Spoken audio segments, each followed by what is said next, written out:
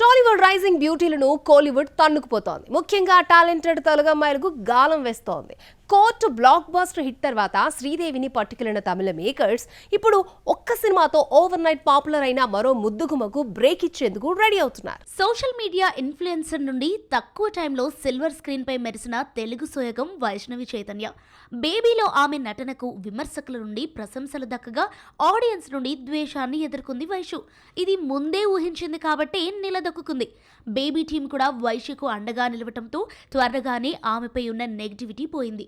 కానీ వైష్ణవికి ఆ range success మళ్లీ దక్కలేదు.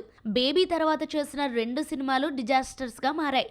Ashish love me, Siddhu Jonnalagadda, Jack box office దగ్గర బోల్తా పడ్డాయి.